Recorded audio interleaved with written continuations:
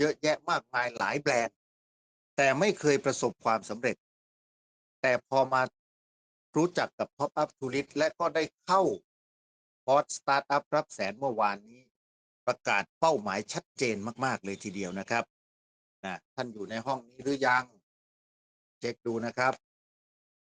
มาหรือยังครับโค้ชอุ้ยถ้ามาแล้วนะครับกดหัวใจรัวๆนะครับต้อนรับ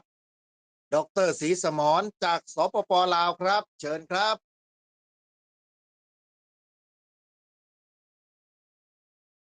สบายดีโคเล่าคำก่อนจากสปป.ลาวเพื่อเป็นคติเตือนใจเนาะจากเดนไกลหัวใจถึงฝันถึงว่าการเดินทางจะมีอุปสรรคร้อนหนาวลมเย็นแต่ใจคนแม่น้อยหนุ่มนี้ยังมีฝันถึงจริงจึงตามหาโอกาสเพื่ออยากให้ชีวิตดีขึ้นได้มาพบวิทยาคารแห่งชีวิตเพื่อจะพัฒนาชีวิตของตนเองที่เป็นรากหญ้าให้ดีขึ้นด้วยสเต็ปอัพฮับแสนรุ่นที่17ของวันที่17เดือน5 2025ขอแนะนำชื่อตนเองข้าพเจ้าชื่อดร.ศรีสมรสุนดาราเรียนจบทันตแพทย์รุ่นที่24ของมหาวิทยาลัยแพทยศาสตร์นครหลวงเวียงจันทน์ได้มีโอกาสและโชคดีที่ได้มีอัพไลน์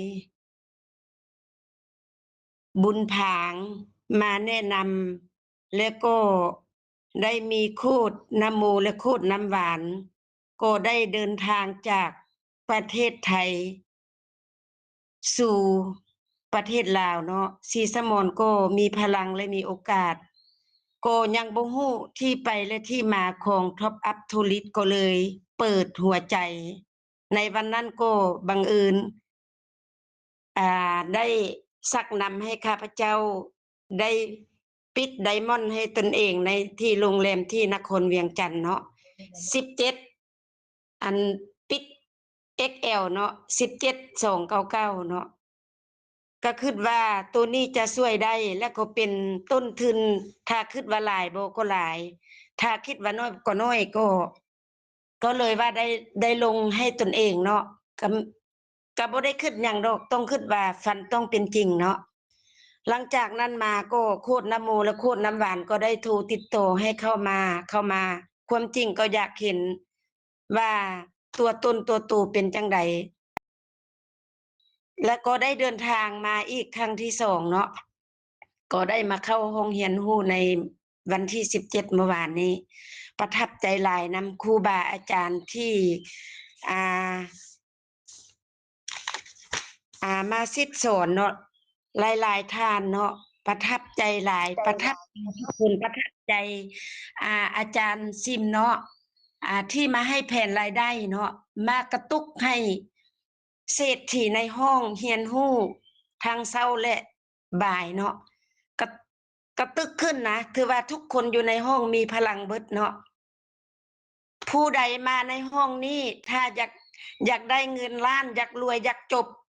อยากสบายเมื่อยชั่วคราวสบายชั่วโคตรมีมรดกตกทอดให้ลูกให้หลานเฮาต้องลงให้ลูกเฮาก่อนอยู่ซ้ายและขวาเพื่อเฮาจะได้รับตำแหน่งเงินเนาะหลังจากนั้นเฮาจึงตามเพื่อนนักเพื่อเข้ามามีฝันในเฮาทุกคนถ้าเป็นเศรษฐีรวยแล้วเข้ามาเจอตัวนี้นะเขาโคตรจะเป็นโคตรอีกอันนี้ก็ขอขอบใจและก็ขอโมทนาคุณนำท่านประธานดร.สารวัตรไพศาลสรวัตรท่านรุ่งพัฒนาลีไพศาลสรวัตรก็ขอขอบใจโคตรจัมโบ้ที่ได้ให้มีห้องเรียนรู้อยู่นี่เนาะขอมอบไมค์คืนให้ MC เนาะขอขอบใจประทับใจหลายจะเฮ็ดให้ถึงฝันเนาะสู้สบายดีเด้อให้พี่น้องชาวลาวสบายดีมีพลังเอเด้ออโอ ต้องท้อสีบ่สต้องมนถอยสู้ไปวันหนึ่งเป็นของเราแน่นอน สบายดีขอมอบไมค์ขึ้นใน MC ขอโทษขออภัยเด้อบ่เคยจักเทื่อ เออมันก็มีเทื่อแรกจังสี่ละเนาะด็อกเตอร์เนาะอันยังพักอยู่อันคฤหาสน์บ่เดี๋ยวเนี่ยบรรโอ้ยยากาศที่ยังพักคฤหาสน์เป็นจังไดเว้าสู่พี่น้องเฮาฟังแหน่ อากาศดีสดชื่นสบาย นอนหลับดีและตื่นมาก็มีความรู้สึกประทับใจ คฤหาสน์หรูหราที่สุดเลยบ่มีไผบ่คือไผบ่เหมือนไผและท่านประธานทั้งคู่ก็ใจดีและโคตรทุกโคตรก็ใจดี และก็ทุกคนที่มาในห้องนี้234คนก็จะเป็นเศรษฐีเหมือนต้นฉบับเนาะเหมือนแม่พิมพ์แม่พิมพ์เป็นคนแบบใดพวกเขาก็ตามรอยพระบาทของเพิ่นแบบนั้นขอให้ทุกคนประสบผลสำเร็จ มื้อนี้ก็มีโอกาสจะได้เข้าในห้องเรียนรู้อีกบ่ายโมงเนาะแล้วตอนเย็นจึงจะเดินทางกลับรถเมล์กรุงเทพที่เวียงจันทน์เนาะขอให้ทุกท่านยังอยู่และจะกลับบ้านก็เดินทางสวัสดิภาพปลอดภัยฮอดนำครอบครัวแล้วก็จะเมื่อบอกเมื่อเล่าให้พี่น้องชาวลาวทั้งประเทศได้ฮู้ได้เห็นเนาะขอขอบใจคักงามสุดใจเลยทั้งอ่า ยิ้มและร้องไห้เนาะวันนี้เนาะประทับใจทุกอาจารย์ทุกครูบาเลยเนาะก็ประทับใจก็โดยเฉพาะก็แม่นเจ้าของพฤหัสที่เป็นอ่า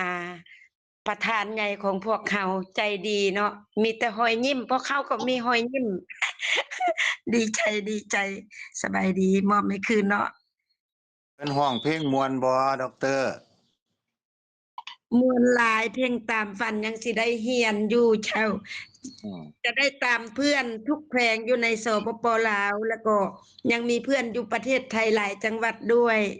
ก็จะได้ตามหาท่าลิดเบิ่งอยู่ในโทรศัพท์ยังมีเบอร์ของเขาก็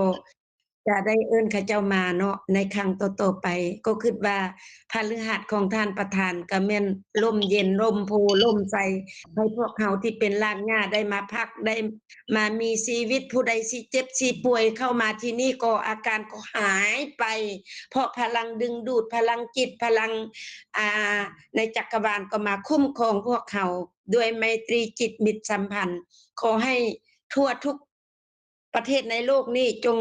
เข้ามาในที่นี้พวกเขาบ่ได้มีหัวหน้าบ่ได้มีลูกน้องพวกเขาเป็นพวกเขาเองที่ยิ่งใหญ่และเข้มแข็งทุกคนเนาะขอขอบใจสบายดีโอ้ยสุดใจเลยจะได้มาที่นี่บ่อยๆตลอดแหละเจ้าจะได้เอาคุณข้ามมาสบายดีสบายดี ใจสุดใจแล้วด็อกเตอร์ศรีสมรได้หนังสือยังหนังสือตามหาเพื่อนเก่าเอาไปเป็นเศรษฐีเอาไปอ่านเด้อแล้วก็เอาไปฝากผู้โชคดีเฮาอ่านด้วย แล้วบัดที่นี่ด็อกเตอร์ครับ อันการต้อนรับครับสู่อาหารการกินเป็นจังไดแน่ครับดอกเตอรศรีสมรครับท่านยังคุยกันอยู่เนาะให้พี่น้โดองเขายได้ฟังการต้อนรับครับสู่อาหารการกินเป็นยังไงครับโอ้การต้อนรับครับสู่อาหารการกินสุดยอดเลย อาหารก็อร่อยมากทุกเรื่องเลย กินก็แซ่บอร่อย น้ำกะเจ้าเข้าในจิตเลยนะ เข้าในชีวิตเข้าในเส้นในเลือดเลยเจ้าทั้งอาหารทั้งน้ำดื่มเนาะแซ่บอร่อยแซ่บหลาย ปึ้ครับมตามหาฝันเขาเนาะก็จะไปซื้อเล่มหนึ่งมาไว้เป็นของขวัญให้ตนเอง แล้วก็จะเอาลูกชายและลูกหญิงอันนี้ขอเว้าหน่อยหนึ่งเนาะคือว่าจะยังเหลือเวลาอยู่ประทับเหลือเวใจหลายลาเลยครับอาเอาจารย์จัมเลยครับโบ้เด้อ ยาวดีเลยครับใจหลายเด้อที่อาจารย์ให้ตัดเนาะคนที่1เพิ่นให้ตัดมันมี4คนเลยเนาะให้ตัดเนาะขาน้อยก็คิดว่านี่อย่าตัดเฝ้าวอันนี้อย่าเฝ้าวเถาะอันนี้อย่าเฝ้าวเถาะเนาะให้ผู้เพิ่นที่บ่ทันได้เข้ามาเรียนเนี่ยเออเดี๋ยวอย่าเฝ้าวเอาความรู้สึกเออมันเป็นยังไงเอาความประทับใจเอ่อ ในบรรยากาศหมู่บ้านเนี่ยพี่น้องเราที่นั่งอยู่ใกล้ๆเรา แล้วก็ที่อยู่ในห้องเนี่ยเป็นยังไงบ้างทุกคนน่ารักไหมพี่สตาฟเป็นยังไงนะด็อกเตอร์ครับพี่สตั๊บน่ารักทุกคน และก็ดูแลลูกๆของพี่สตั๊บได้ดีที่สุดเลย และก็เพื่อนทั้งข้างซ้ายและข้างขวาที่นั่งกับคุณแม่ศรีสมรพวกเราก็ยิ้มแย้มแจ่มใสแล้วก็ลมกันแล้วก็พากันตั้งใจเรียนเนาะตั้งใจฟังขอให้บทเรียนที่ท่านอาจารย์ให้ในเมื่อวานนี้ ให้เป็นดอกออกผลให้พวกเราเศรษฐีอยู่ในห้องให้ประสบผลสำเร็จให้จับระดับเงินล้านในแต่ละวันทุกคนโดยเถิดและให้พวกเราจะไปเว้าไปว่านำผู้ใดก็ได้ให้ข้าเจ้ามีจิตที่เหมือนเราได้ไปพบพลังไปบอกเขาเนาะดีใจในการต้อนรับของทุกทานทุกเศรษฐีที่มาพบกันเนาะมีความชื่นชมยินดีเหมือนครอบครัวใหญ่ที่สุดในโลกเลยครอบครัวของท็อปอัพทูริสต์นี่นะเจ้าลงทุนน้อยแต่พวกเราจะได้เมื่อยชั่วคราวสบายชั่วโคตรทุกคนทำได้เหมือนท่านประธานเนาะก่อนท่านประธานจะมีพฤหัสมีบอนร่มเย็นให้พวกเขาประธานก็ผ่านความละเอียดละเอียดบ่แม่นเรื่องธรรมดาเนาะพร้อมด้วยโคตรจัมโบ้ที่เป็นมือขวามือซ้ายของท่านประธานและภรรยาของท่านก็อยู่เคียงบ่าเคียงไหล่ของท่านประธานเนาะอันนี้เป็นข้อประทับใจของแม่ศรีสมร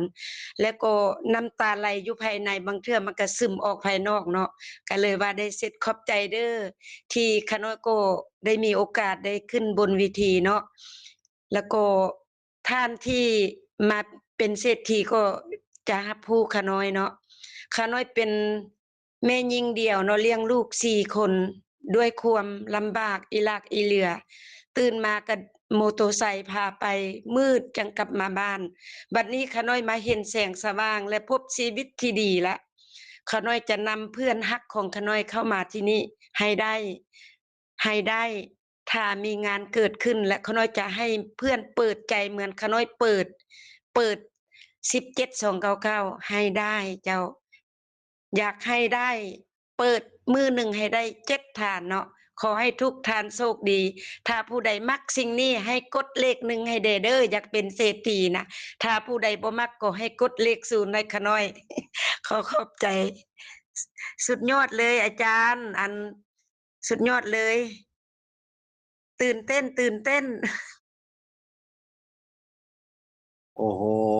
นี่ครับคือความรู้สึกนะคำว่าขน้อยนี่นะครับคือเป็นคำแทนตัวเองนะครับของพี่น้องสปปลาวเรา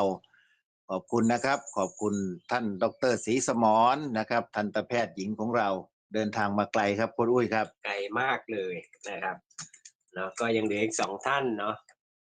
ก็ขออนุญาตนะครับส่งมาให้กับโกปานนะครับสายงานของโค้ดบ่าวเนาะไม่ทราบว่าท่านใช้ไลน์ไหนที่เข้ามานะครับถ้าท่านสะดวกแล้ว